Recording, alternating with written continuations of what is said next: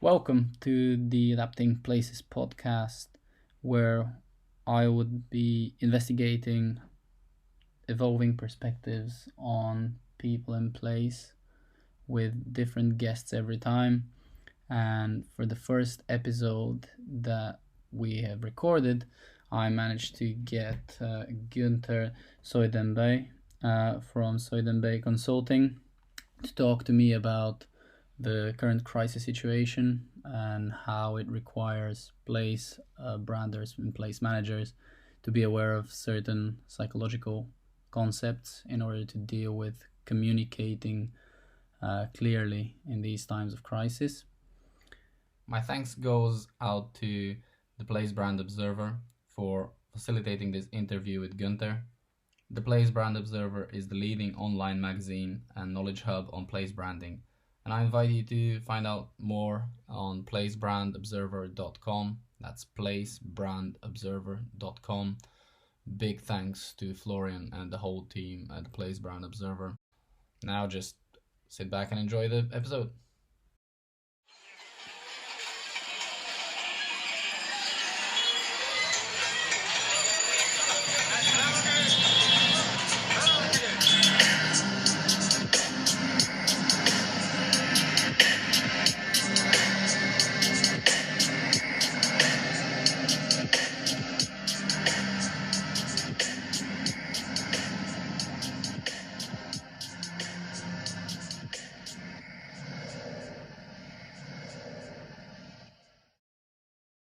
But now I can see that you published an article on dealing with a crisis. So we're in a crisis Exactly. situation. Yeah, yeah. So which of the things that normally apply do you think might be out of the window? Well, it's a very good question because this certain elements of crisis communication is already embedded in my regular strategy work. When I work with a client to map out the messages, I tend to use these rules uh, not very strictly, but as guidelines to narrow down the messages. Why? Because the primary thing about crisis communication, the fundamental like concept that everybody should be aware of is mental noise. So when we are stressed, anxious, panicked, afraid, our cognitive ability to process information goes down by almost 80%. Okay, so basically, all the good things that make you a human being, like problem solving, thinking, planning, controlling your impulses, abstract thinking, creativity, imagination, all those things that do separate us from other animals, uh, they take backseat. But there are some studies showing that the stress levels of commuter people are higher than the stress levels of pilots of military jets that are engaging in dogfight. Okay, so what does that mean? That like everyday life is putting so much stress, so much anxiety on us that the brands should already be operating in a mental noise state. That being said, right now we are witnessing a gigantic crisis, and this mental noise has amped up. Um, People cannot hear, cannot understand, cannot remember information. So that's what mental noise does to you. The second concept is risk perception. Uh, it's very interesting because at the end of the day, the real risk itself and the perceived risk are not the same. So I'll give you an example. If a certain risk is voluntary, even though it might be as deadly or even deadlier than the other risk, we will perceive it as less risky. Imagine not using a seatbelt. Uh, it's something that you are in control. At least you have the illusion of control because you're driving the car and you tell to yourself, I'm a very good driver. That's why I don't have to wear seatbelts. Then the risk, a real risk of bioterrorism might be much lower, but your perception of that risk might be much higher. So when the perception of the risk is higher, it creates a higher level of fear, a higher level of outrage. So right now, the crisis that we're facing is something that is involuntary, like nobody wanted to be part of this. It's not fair because we didn't start it. It didn't start here, it started elsewhere. Even elsewhere, those people did not start it voluntarily. Um, at the end of the day, nobody benefits from this risk. Okay. There are certain risks that you might benefit or somebody else might benefit, but with this risk, nobody benefits. It's literally not under anybody's control. Like, right now, neither the World Health Organization nor the governments are in control of this. And finally, um, not all around the world, but when we look at the major countries, uh, people who are managing the crisis are not very trusted. So all those things create a huge outrage fear factor, which makes this the crisis really, really a bad one to deal with. This situation is not going to last forever, and people's fear is eventually going to um, dissipate. Um, and there is another interesting thing about this crisis is that we tend to pay more attention at the beginning when there are less losses as opposed to when there are more losses. So the more losses will take place, we will see that we are going to maybe become a little bit immune to the bad news. Maybe we will get a little bit bored of the bad news. Maybe we will be looking for some positivity elsewhere, so pay consciously less attention to the bad news.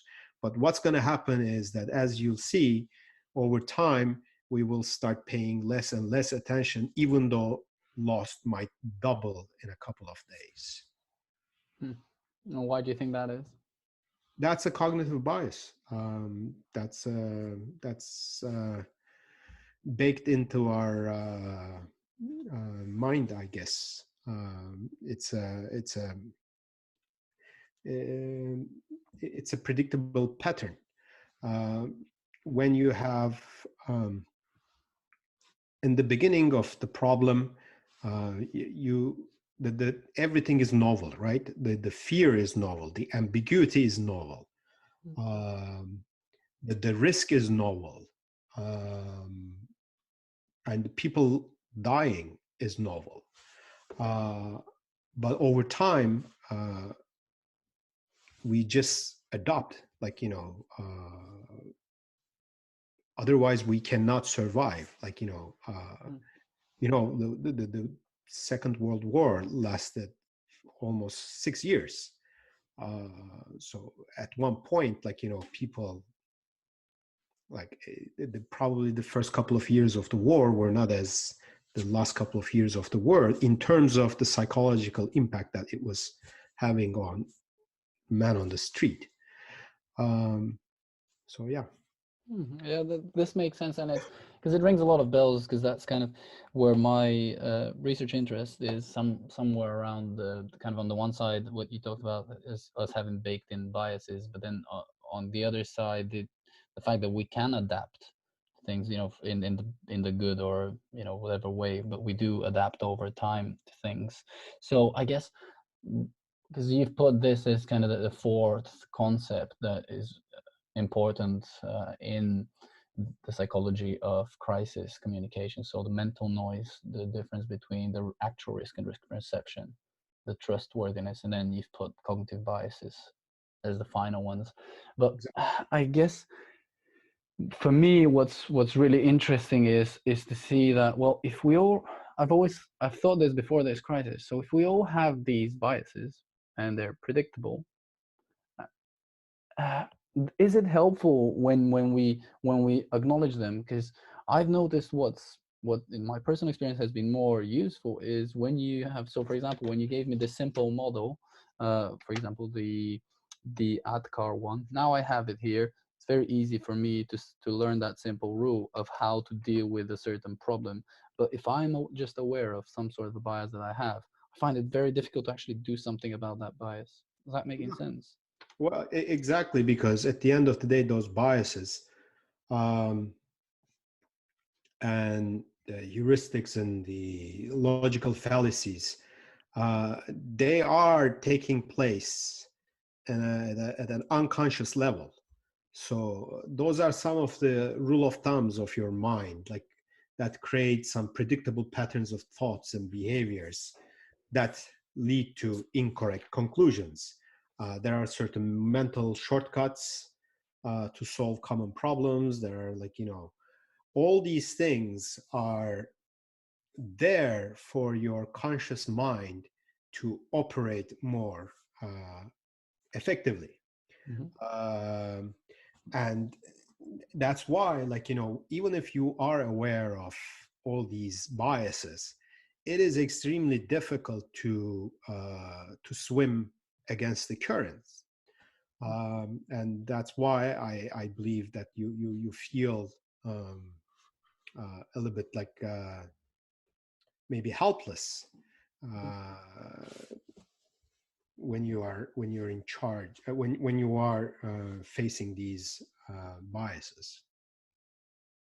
Yeah, but I guess it's interesting that relationship between the, because you say the heuristics and simple rules, they might be unconscious, but I find if some of them are actually observed and then made more conscious, they make for decent working solutions that you can teach other people. So just as the ones that you through your long term experience have kind of given here, and the ones that we're going to talk about later uh, in the in our talk. So do you think that it's a price worth paying for to have some form of biases? Because obviously the discussions that tend to gravitate around simple rules and biases are not necessarily in the same, they're not very scientific, are they? Yeah, well, I think there are prices to pay for sure, because at the end of the day, um, again, uh, brain is a complex structure, um, and to my knowledge, like, we don't even know what uh, consciousness is. Hmm. But what we know is that it um, emerges out of complexity. And as soon as you have such complex systems or dynamics, you might need some patterns. And these biases, these heuristics, these logical fallacies, they are all predictable patterns. And that's the price that we pay for. Now, on the bright side is that as an individual, you don't have to be aware of these, because these things are happening on your unconscious mind. There. That being said, if you're dealing, uh, if you are in communication, in charge of communication, you have to know, you have to be aware of these biases so that you can at least address them or make them less effective. Uh, or you can use them to your advantage. For instance, one of the major problems is the availability bias. Um, people often judge the likelihood of an event uh, by the ease with which examples and instances come easily to our mind. Mm-hmm. Uh, that's why people overestimate the likelihood of getting attacked by a shark. Uh, if you put it in probabilistic, um, if you want to prove it by facts, it's not going to work. What you can do, you can create other ideas, other instances, other examples available so that people might pick them up instead of picking up sharks. If you are aware of the negativity bias, which means that as humans, we are hardwired to remember negative things, then you might consciously try to provide more positive news so that at least you balance out the negativity. If you are aware of the conformity, the herd bias or herding bias, then you might try to herd people towards the right type of behavior. Uh, Things like that, like, one thing after another, is as the person who's in charge of communications, you have to be aware the existence of these biases so that at least you can, with your communications, nudge people towards a less fearful, less outrageous territory. Mm. Yeah, this makes sense, especially around the discussions around nudging. It's become quite popular with governments that want to be kind of democratic, but at the same time still provide some form of guidance. I can get this perspective. The only reason I tend to think twice about it is because I've seen it kind of from the other side, where a lot of the this kind of literature around biases and heuristics. I will actually separate them. So the biases and heuristics ones have found their home in government and governance, but on the other side, heuristics as different adaptive tools that can be used to solve the same problem in multiple ways have found their home in the digital world, where I kind of am in my day-to-day job, where we see that different people might solve the same task differently and equally as valid to build a system to map that in either way.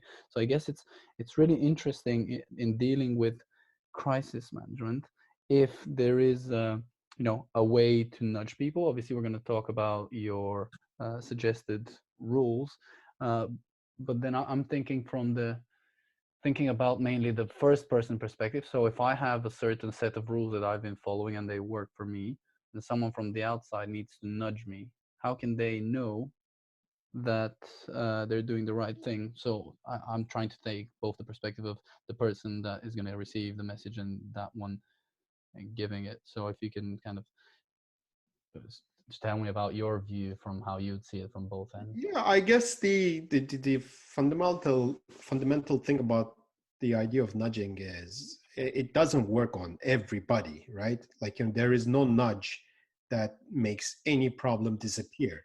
It just makes marginal improvements on certain things. Let's say that if like, late payments is like, if you can reduce like late payments by 12%, and if nudging can help you with that, then by all means you use it, but it doesn't, like, make the problem disappear. Hmm. um, it, that itself tells you that, like, there is no silver bullet. There's no one nudge that solves everything. There is no one cognitive bias which you can identify can, like, solve the entire problem. uh, in that sense, I guess it goes back to what we discussed earlier. You have to be able to look at the same problem from multiple different point of views, Mhm. and maybe there are more than one cognitive biases or heuristics that are in play. And for me, one of them might work, and for you, another one might work.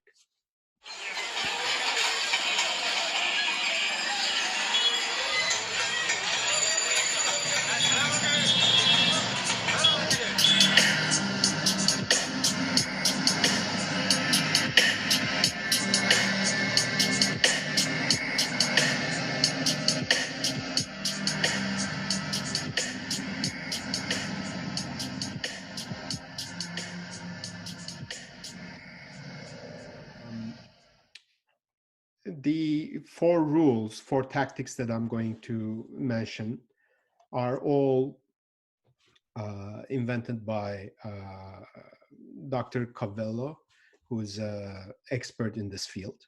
So these are his tactics, not mine. But the first one is average grade level -4. As we mentioned, there is quite a bit of mental noise. And when there is mental noise, our cognitive ability to process, hear, understand information reduces significantly. That's why when you are writing, when you are giving messages, you have to aim at the average grade level of your intended audience -4. And the example that I had is I took Turkey as an example. The average educational attainment in Turkey is 7th grade. So in times of crisis, your messages should be so clear that a 3rd grade kid could understand. Otherwise, the masses might have difficulty hearing you, understanding you, and processing what you are saying. So average grade level -4. If you're talking to, let's say, university students, obviously you have to address them as high school educational attainment level. So the second one is rooted in negativity bias that we talked about. We tend to focus more on negative messages than positive messages in general. And during times of crisis, probably that gets worse. We are more,